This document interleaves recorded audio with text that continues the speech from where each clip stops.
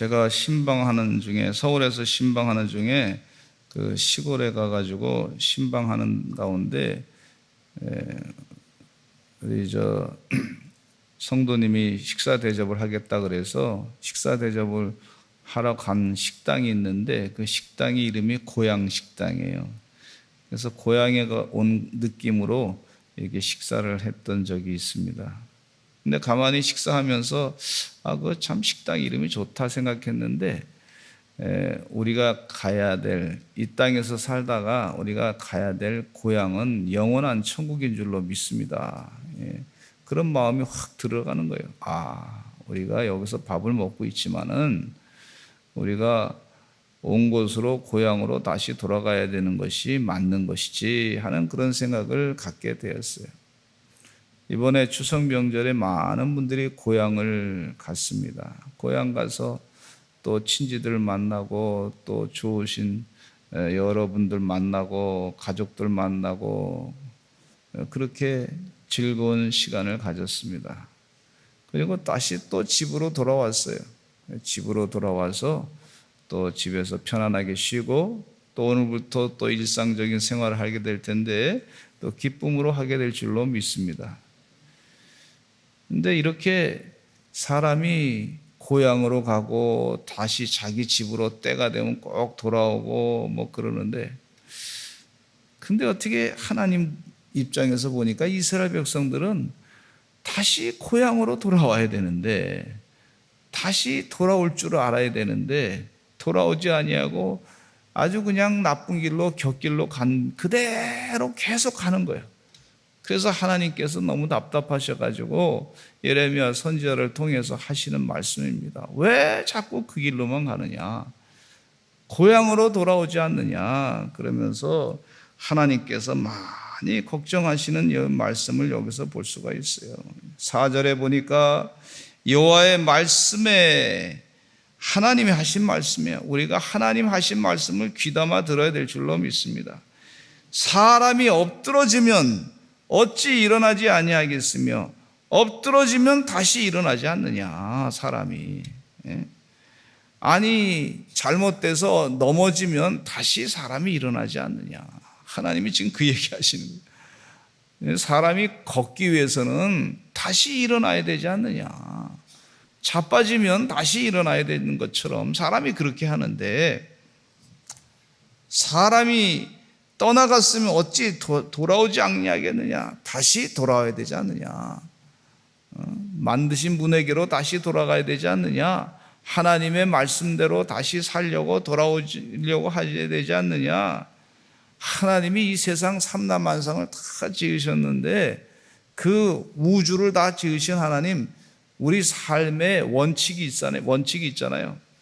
그냥 세상 거 다 이렇게 즐겨보고 해보다가도 사람 몸이 그걸 다 견딜 수가 없지 않습니까? 그러니 다시 돌아오는 거예요. 다시 원래대로 돌아와야지.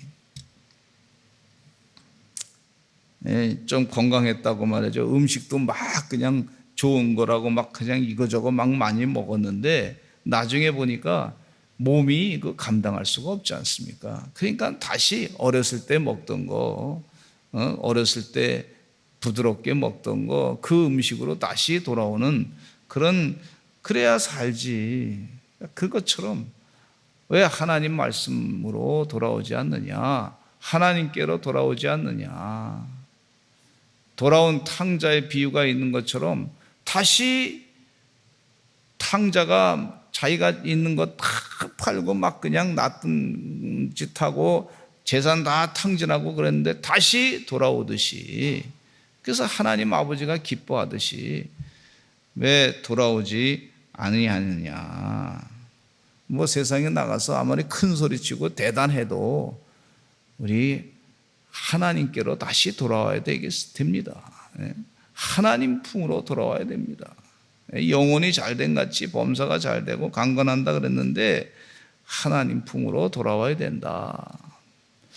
예레미야 예언자의 이 말씀뿐만 아니라 호세 예언자에도 우리가 여호와께로 돌아가자, 여호와께서 다시 찢으셨으나 우리를 제3일에 다시 살릴 것이요, 치셨으나 제3일에 다시 일으켜 세우리라 하신 것처럼 우리가 하나님께로 돌아와야 된다. 돌아가자.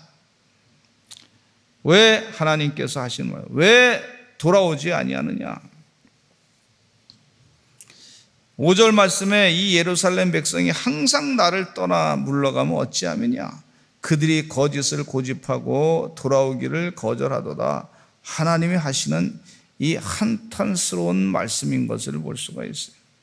내가 귀를 기울여 들었는데 그들이 정직을 말하지 않고 그들이 악을 뉘우쳐서 내가 행한 것이 무엇인고 말하는 자가 없고 하나님이 행하신 것에 대해서 알려고도 하지 아니하고 하나님이 행하신 그 능력, 이 기적의 역사에 대해서 자꾸 반복해서 말씀 가운데 묵상도 하지 아니하고 하나님이 행한 것은 다 무시하고 있는 그 모습을 볼 수가 있어요. 그러면서 안타까워하시는 그런 모습을 여기서 말씀해 주고 있어요. 그래서 전쟁터로 향하는 달리는 말같이, 전쟁터로 향하는 달리는 말이 얼마나 빨리 달립니까? 하나님 품을 떠나서 더 급속도로 더 멀리 가려고 하는 그런 모습을 하나님이 지금 하시는, 하나님이 하시는 말씀을 여기서 우리가 귀담아 들어야 될 줄로 믿습니다. 안타까워하시는 하나님의 말씀, 사람의 얘기가 아니라 하나님이 여호와의 말씀이 예레미야 선지자를 통해서 하시는 말씀.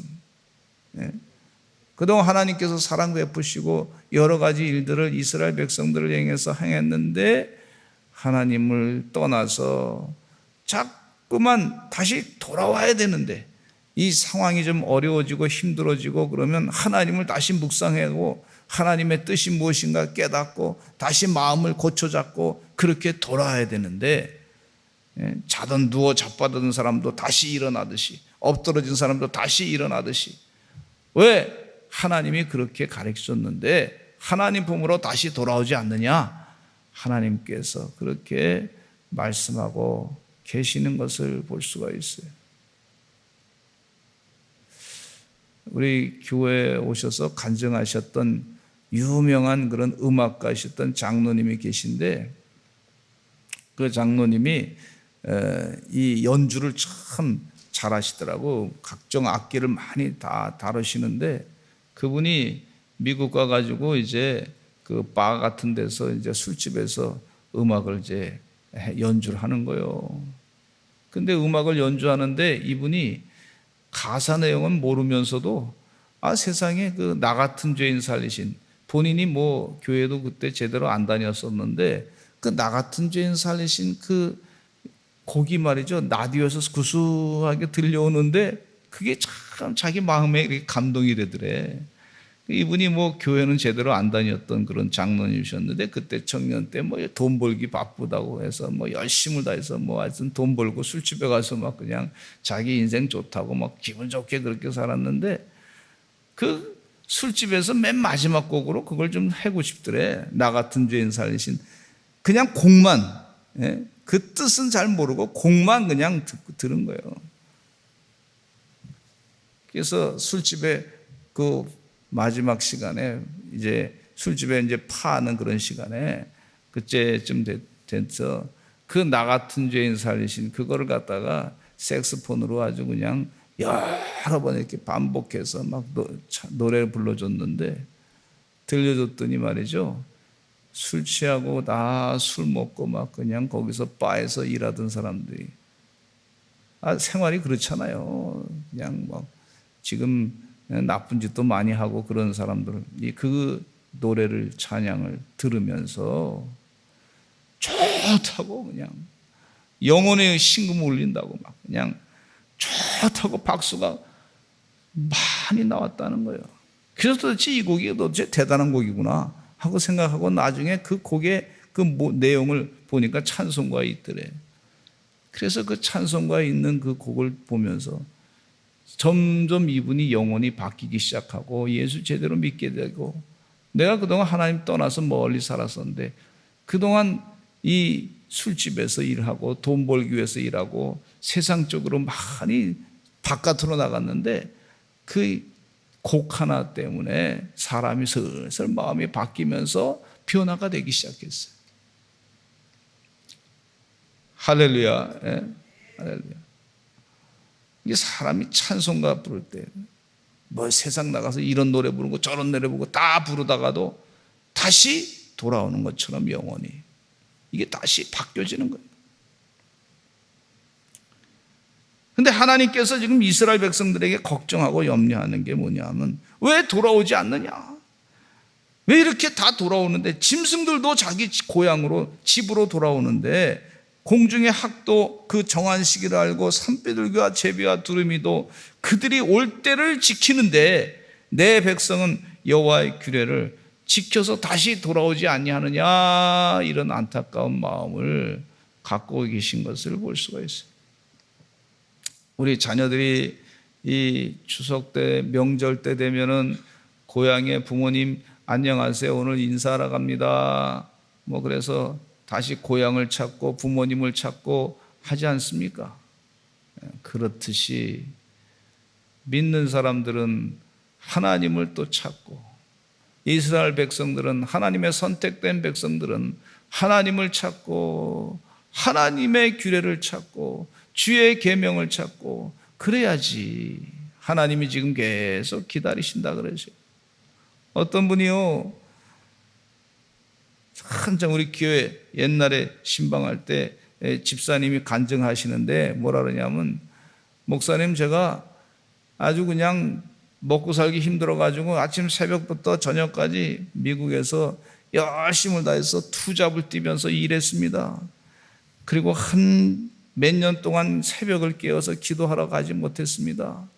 그런데 제가 낮에 시간이 있어가지고 내가 성전에 오래간만에 몇 년 만에 가서 성전에 앉아서 기도하는데 우리 주님께서 자신의 마음 가운데 감동해 주시는 말씀이 내가 너를 기다렸노라, 그런 음성이 들리더래요.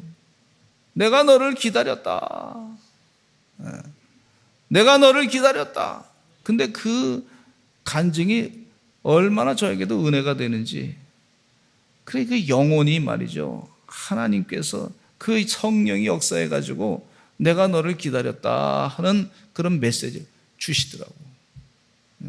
메시지를 주신 거예요. 우리 하나님이 우리를 얼마나 기다리시는지.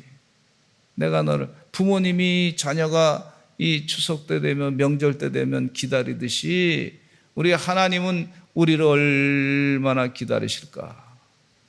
주의 계명과 율례를 따라서 살기를 간절히 바라시는 그 하나님의 그 마음을 알고 있나.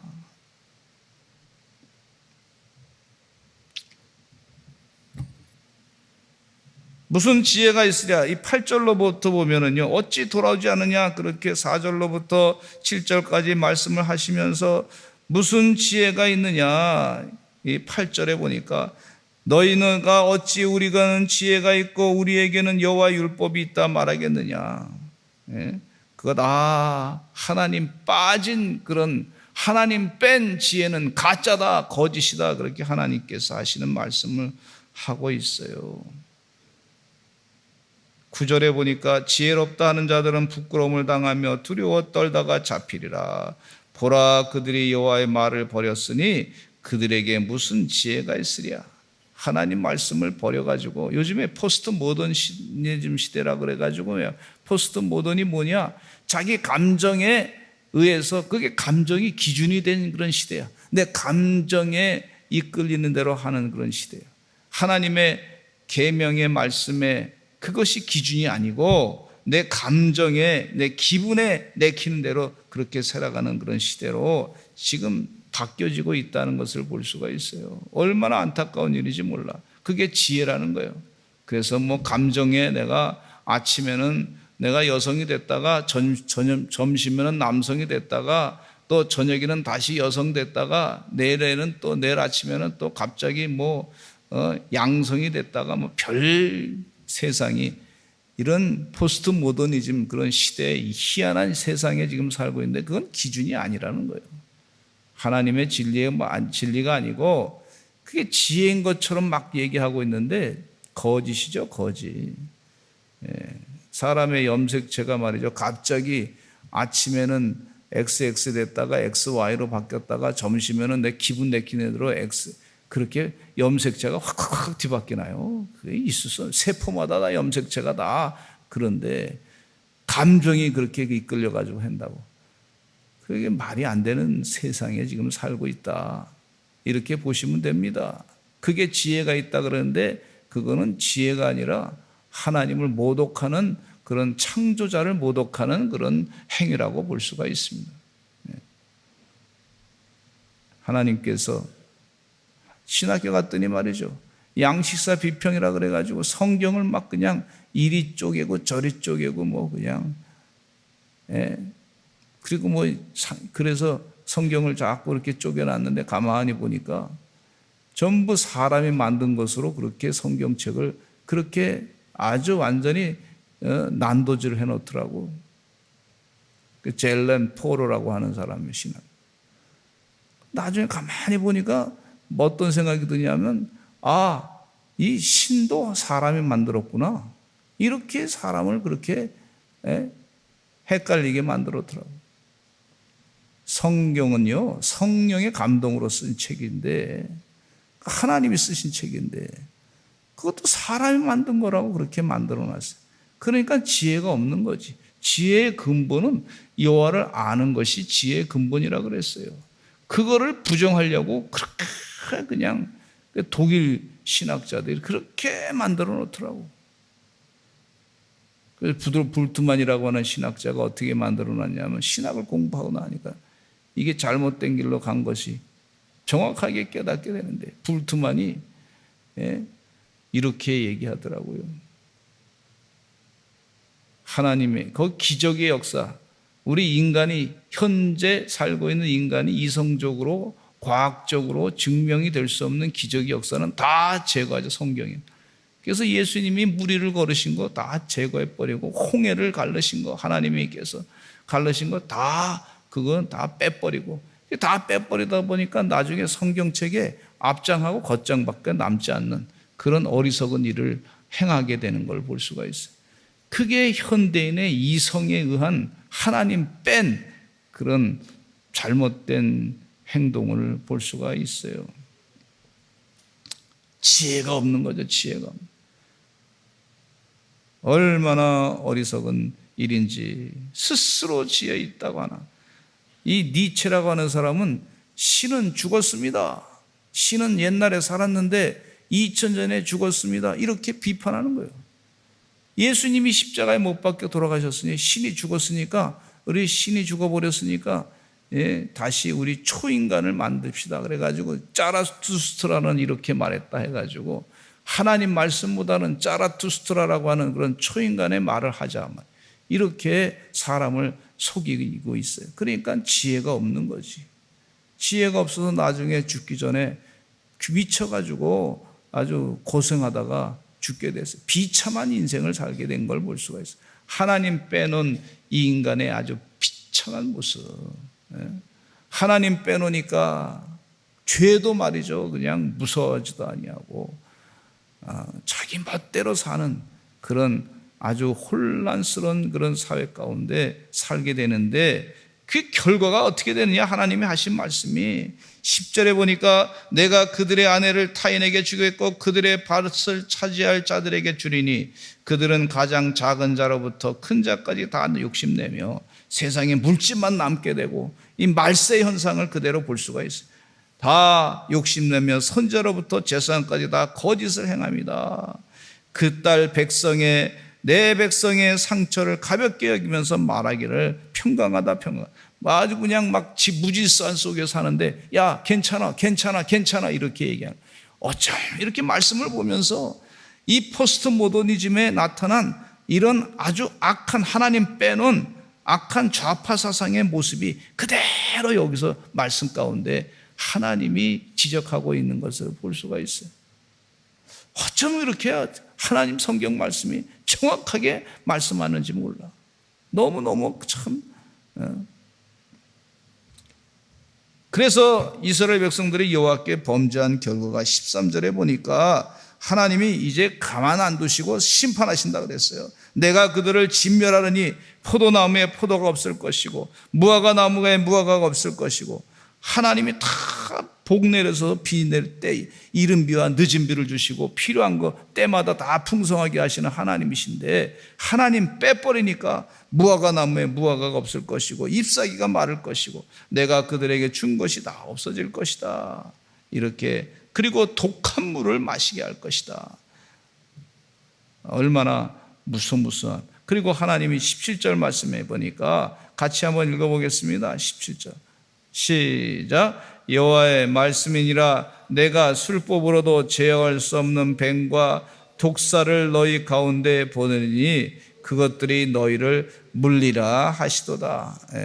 저는 이 말씀을 보면서 그냥 저 나름대로의 해석이라고 볼 수가 있는데, 요즘에 이 잘못된 바이러스 있잖아요. 바이러스.